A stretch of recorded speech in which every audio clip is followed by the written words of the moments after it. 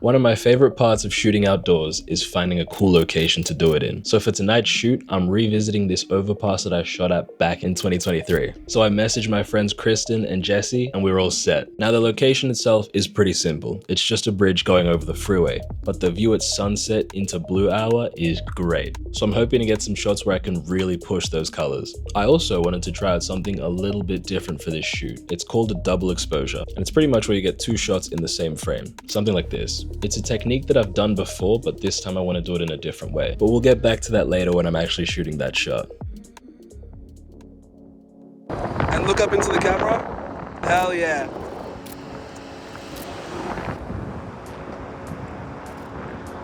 Oh, these are so sick. These are so sick.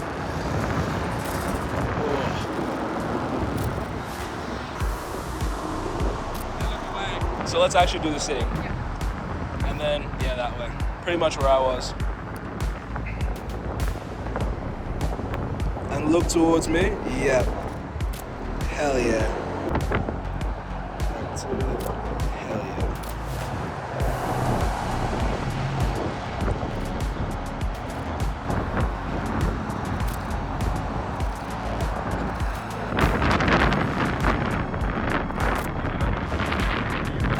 That's cool. Yeah. I like that.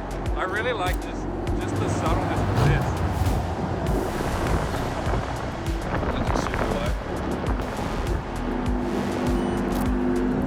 Good. 32 degrees, you can't complain. I know. Hold that. That is perfect.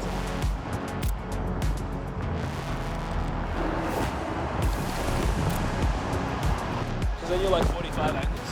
Yeah, that's good. Yeah. And look at me directly. Yeah.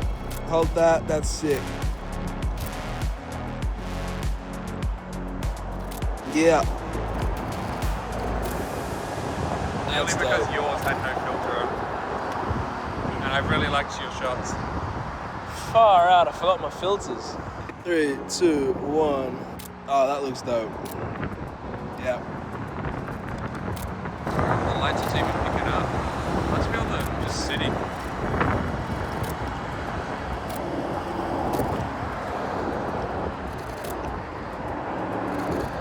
Oh, the glint in the glasses is sick. Yeah, and really send it now, I feel. Send it. Yeah, go all the way. Do what you... Oh, that's sick. The jawline pop is crazy. That was sick. That was... Yeah, I was here like, if she goes over, I'm just going around. Because that was stressful as.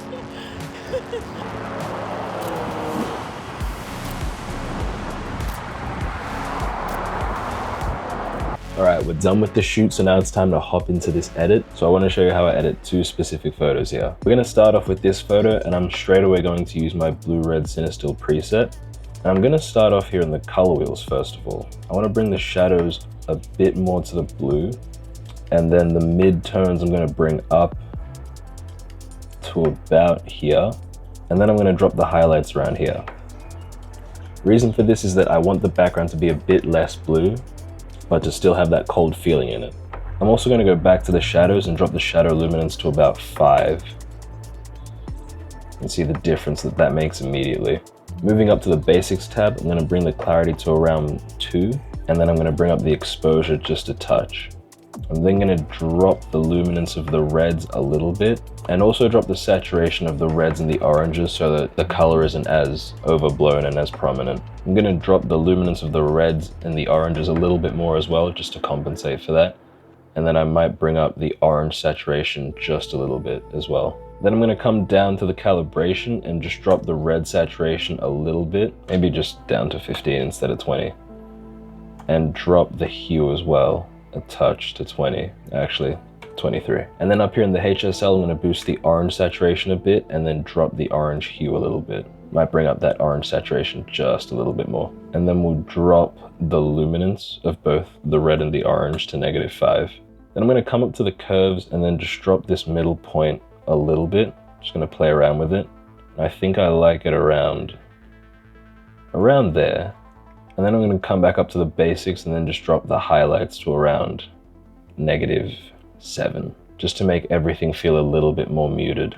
And I might go into the background mask and then just drop the background highlights again, just a touch.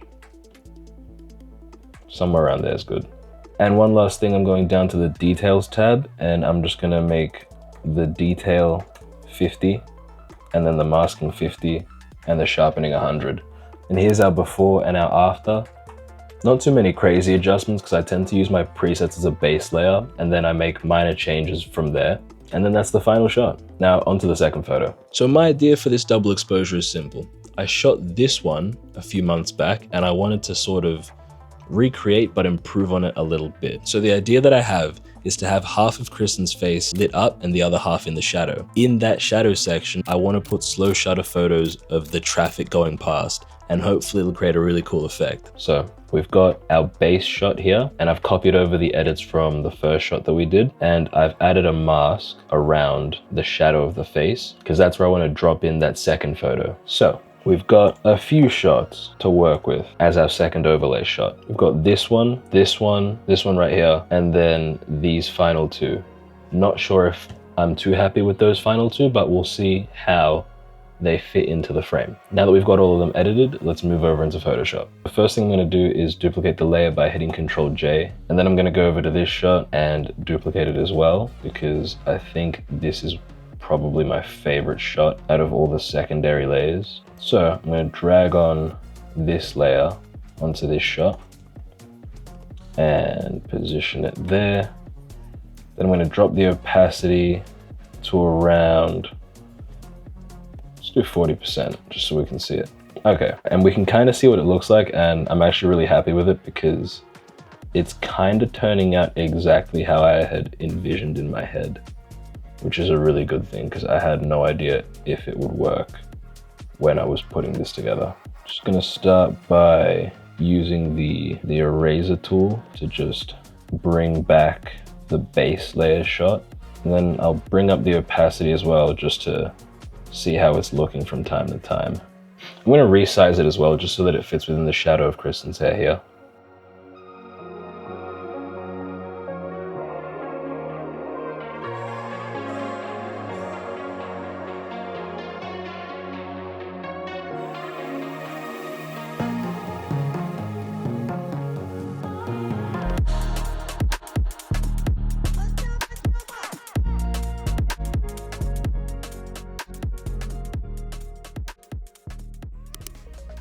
All right, this wasn't even the original plan that I had for this shot, but I'm actually quite happy with how it's turned out. By the way, if you want to edit your photos like I do have a preset pack linked in the bio. So check it out.